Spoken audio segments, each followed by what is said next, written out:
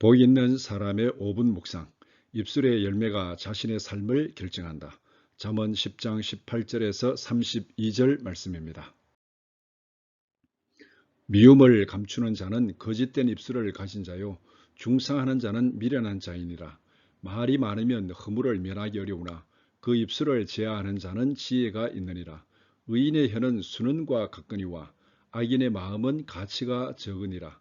의인의 입술은 여러 사람을 교육하나 미련한 자는 지식이 없어 죽느니라.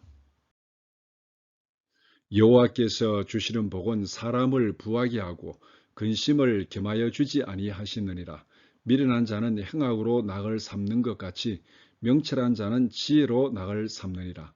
악인에게는 그의 두려워하는 것이 임하거니와 의인은 그 원하는 것이 이루어지느니라. 회오리 바람이 지나면 악인은 없어져도 의인은 영원한 기초 같으니라. 게으른 자는 그 부리는 사람에게 마치 이의 식초 같고 눈의 연기 같으니라. 여호와를 경외하면 장수하느니라. 그러나 악인의 수명은 짧아지느니라. 의인의 소망은 즐거움을 이루어도 악인의 소망은 끊어지느니라. 여호와의 도가 정직한 자에게는 산성이요 행악하는 자에게는 멸망이니라. 의인은 영영이 이동되지 아니하여도 악인은 땅에 거하지 못하게 되느니라. 의인의 입은 지혜를 내어도 패역한 혀는 배임을 당할 것이니라. 의인의 입술은 기쁘게 할 것을 알거늘 악인의 입은 패역을 말하느니라. 묵상 포인트 첫 번째, 말이 자신의 운명을 결정합니다. 18절에서 21절, 31절, 32절 말씀. 어리석은 사람은 거짓된 입술을 가지고 있습니다. 앞에서는 미움을 감추지만 뒤에서는 남을 비난하고 험담하는 말을 합니다. 다른 사람을 험담하는 말을 퍼뜨리는 미련한 자의 입술은 누구에게도 도움이 되지 않습니다. 의인은 다른 사람에게 유익한 말을 합니다. 지혜로운 자의 말은 듣는 이에게 순음보다 더 값진 말을 합니다. 뿐만 아니라 하나님께서 기뻐하시는 말이 무엇인지를 알고 하나님의 뜻을 따라 필요한 말을 하고 약한 사람을 위로하고 세워주는 말을 합니다. 묵상 포인트 둘째, 여호와께서 주시는 복은 평안입니다. 22절에서 26절 말씀. 하나님께서 주시는 복에는 근심과 걱정이 따라오지 않습니다. 하나님을 경외하는 마음으로 정직하게 수고하여 얻은 소득은 빼앗길 염려도 없고 감출 필요도 없습니다. 부끄러움이 없는 소득은 평안과 기쁨을 줍니다. 미련한 자는 악을 행함으로 자신이 기뻐하는 일을 이루려고 합니다.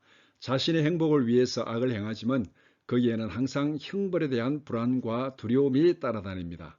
악을 행하고 미련하게 게으름을 피우는 자는 다른 사람의 눈에 연기와 같은 존재입니다.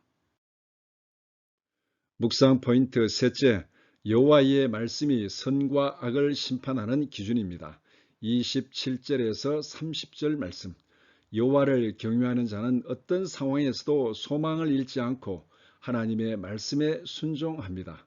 약속에 신실하신 하나님께서 의인의 소망을 이루시는 날 의인은 기뻐하고 즐거워할 것입니다.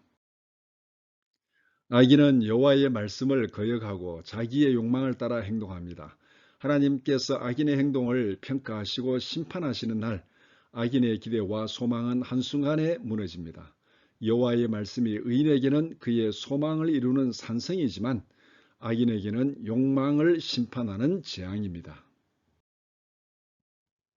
실천을 위한 기도. 첫째, 필요한 때에 필요한 말을 할 줄 아는 지혜를 주소서.